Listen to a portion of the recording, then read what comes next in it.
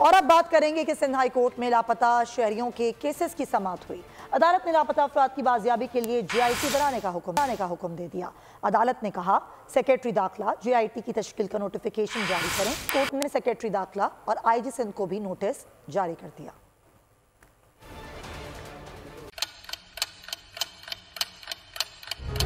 आप लोग इस मुल्क पाकिस्तान में आजाद हैं।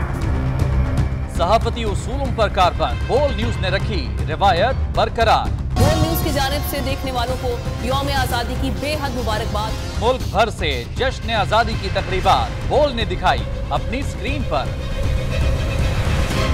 पाकिस्तान के 76वें यौम आजादी का जश्न। बोल ने सुनाई पाकिस्तान जिंदाबाद के नारों की गूंज।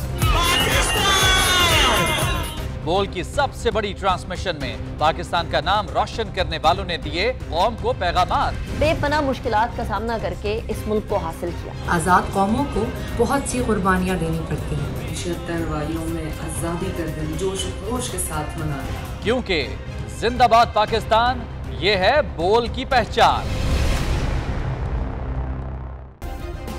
सब्सक्राइब करें और बेल दबाएं ताकि कोई खबर रह न जाए।